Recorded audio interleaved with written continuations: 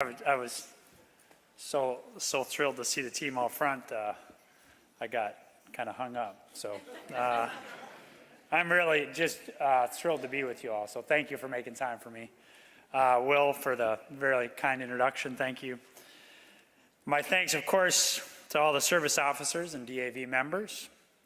It's great to see so many of you here today.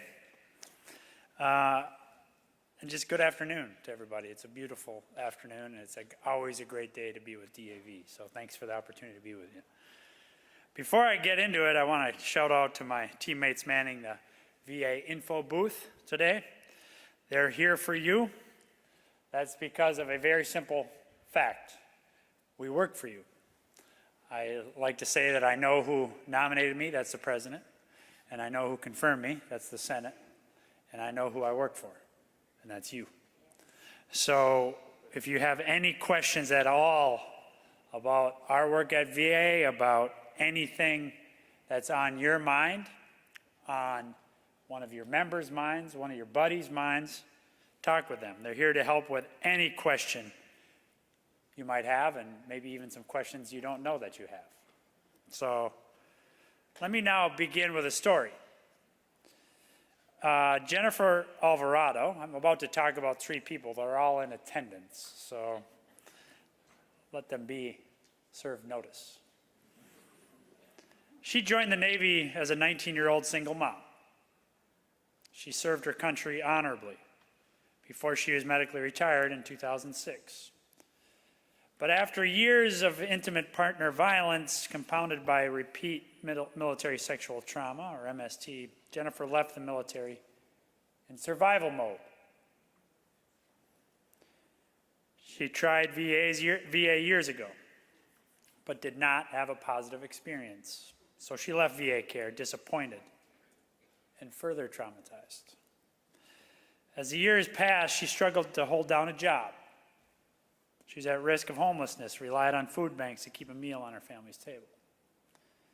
As her life continued to spiral, she found solace, as so many of us do in times of trouble, in drinking. And at one point, she considered suicide. But one fateful day, she decided to give VA a second chance. So where did she turn first? DAV. She walked straight into her local DAV office with a giant box of medical records. Jennifer dropped them on Joe Kaufman's desk, a DAV service officer out of Philly.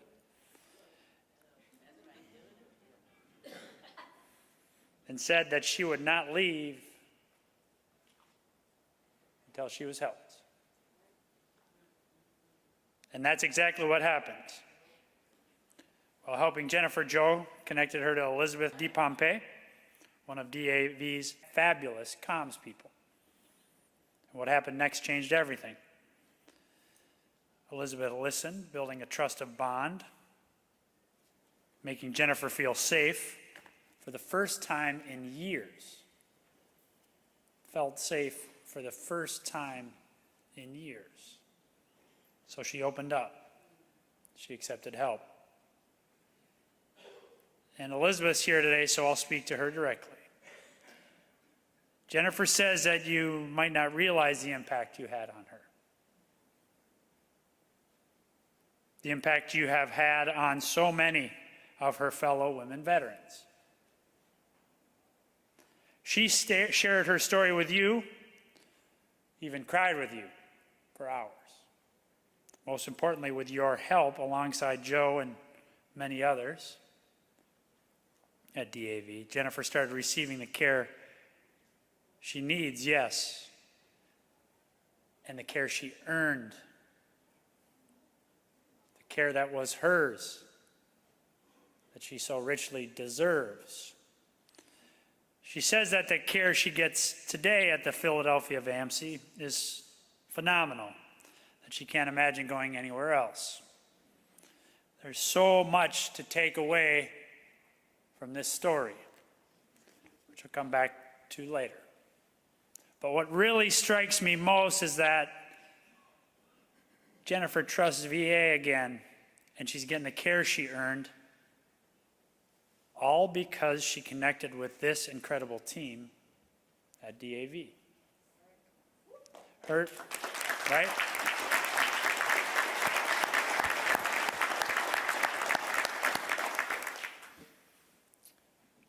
Her story shows the impact you're having in communities and neighborhoods across this awesome country, serving veterans, saving lives. This is what our work together is all about, getting the job done for vets. Whether that means providing the best care in the world, benefits that vets have earned, or a dignified last resting place that honors their service and sacrifice. And that's exactly what you've been doing, what we've been doing. So let me quickly hit a few wave tops since the last time we talked. Last year, veterans submitted over 2.4 million claims, an all-time record, 39% more than the prior year, 2022. Until that time, a record. Veterans submitted nearly 2.3 million intents to file a claim. Another all-time record, 62% more than in 2022. VA processed nearly 2 million claims, surpassing the previous record by nearly 16%.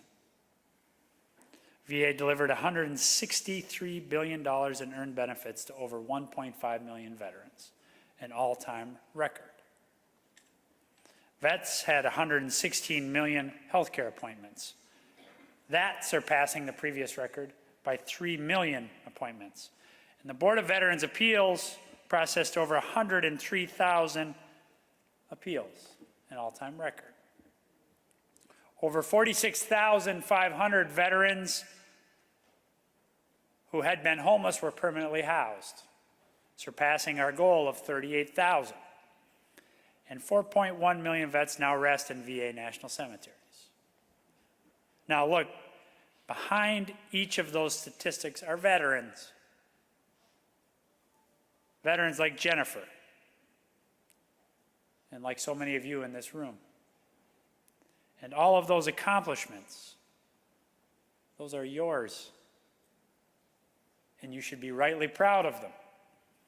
You play a critical role, the key enabler to VA's mission in keeping our promise to veterans.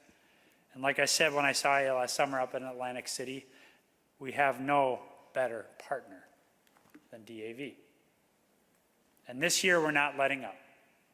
Together we're going to bring new vets to VA, we're going to expand access to VA, we're going to help vets thrive. We want to bring as many veterans as possible into our care because VA is proven to be the best, most affordable health care in America for vets. That's why beginning March 5th, we're making, that is to say Tuesday, 2 days ago, we're making 3 new groups of veterans eligible for VA health care. And we're doing this years earlier than envisioned in the PACT Act, which, by the way, wouldn't be law if it weren't for DAV. Those 3 groups of new veterans are veterans who were exposed to toxins or other hazards during military service, veterans who were assigned to certain duty stations in Southwest Asia or parts of Africa, and veterans who were deployed in support of certain operations after 9/11. But let me tell you what that means. If they served in Vietnam, the Gulf War, Iraq, or Afghanistan, they can enroll. If they deployed to any combat zone after 9/11, they can enroll. If they deployed in support of the global war on terror, they can enroll. And even if they never deployed, but were exposed to toxins or hazards while training or serving on active duty here at home, by working with chemicals, pesticides, lead, asbestos, certain paints, nuclear weapons, X-rays, and more, they can enroll too.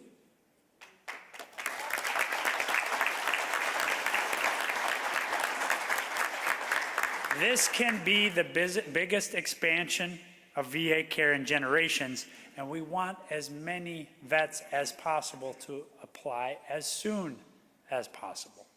It's quick and easy to enroll. They don't need to be sick. They don't need to file a claim to become eligible.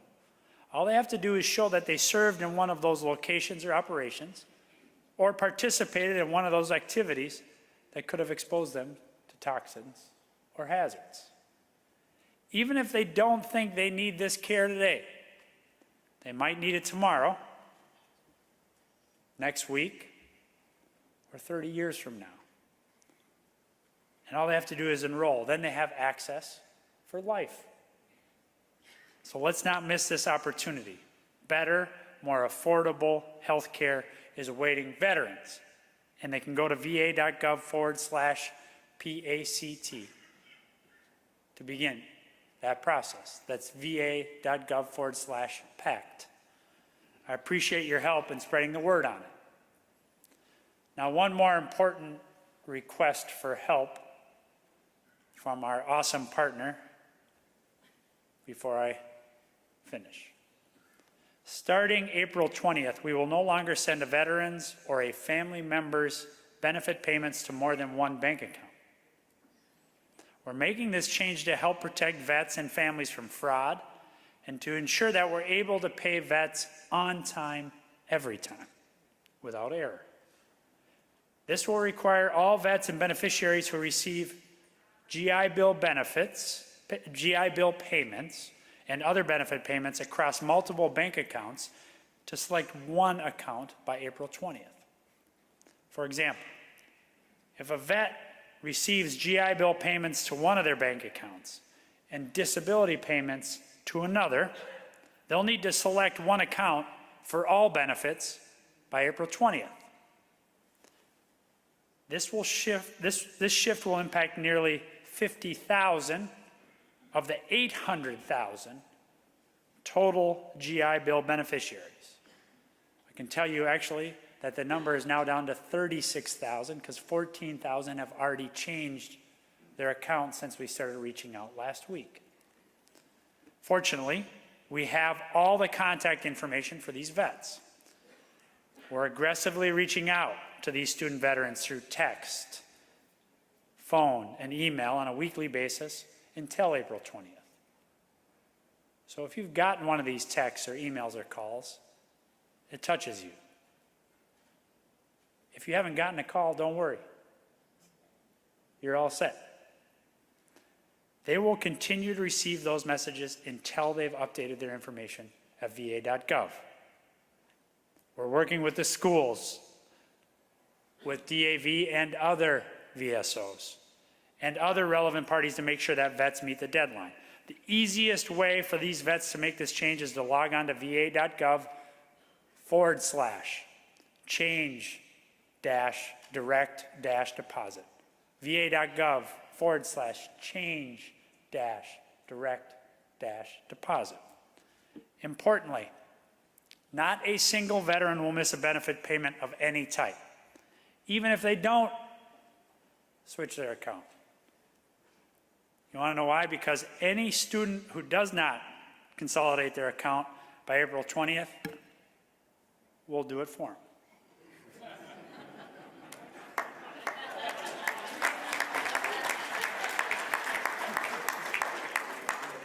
We'll elect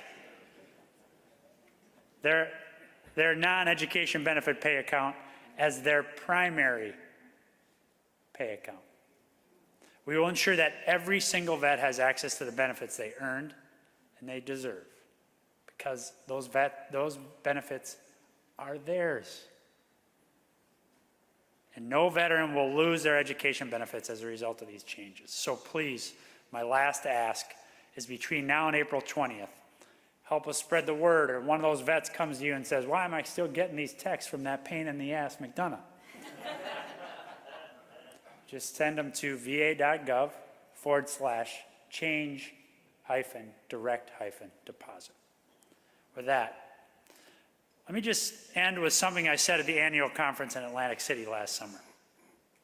I said that the reason that I come to your meetings is to hold myself and all of VA accountable to you as individuals and as a team. I said that if we are not living up to the highest of standards, you need to let me know. Because this work takes all of us. VA cannot and does not keep our country's promise to veterans alone. Partnerships like yours help us tackle some of our most pressing priorities: preventing veteran suicide, ending veteran homelessness, improving health care, improving timely access to your benefits, and more. We can't keep our promise to vets without you, because vets trust DAV. That's what Jennifer's story told us. They talk to you when something's not working the way it should. So your work helps us better understand what veterans experience in uniform, what they're going through here at home, and how we can better help them, oftentimes bringing something to our attention that we didn't even know was happening. A particular challenge for me, a non-vet, as secretary. We saw this in a very prominent way last week with DAV's release of their report on women veterans. The report was the result of super hard work by my favorite DAV Minnesotan, Joy Lim.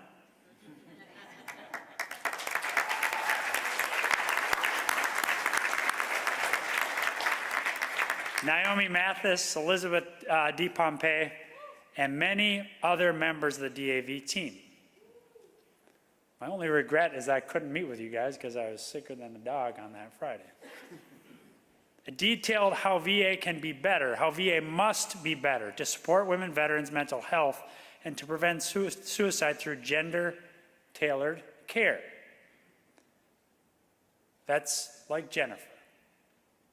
Her story and the stories of several other of her fellow sisters in arms are included in last week's report.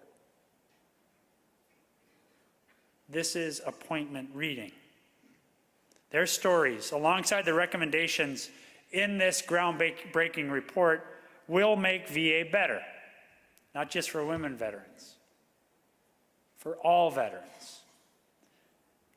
Jennifer says, I've prayed to God for nearly 20 years for myself and for other veterans that the VA would hear us. Shameful, sinful, that one of our vets had to pray to God that we would hear her. That the right person would hear the right voice to hold themselves accountable, to make the system better, and to do better for veterans. Someone is finally listening, she said. That's because of you. You help us serve veterans far better than we can alone. Far better than we did alone. You make us better able to serve vets by holding us to account. You and your work has a direct and positive impact on the lives of veterans. Jennifer said it best. So I'm blessed to see your inspiring work every single day. And I thank God for each of you, each and every one of you.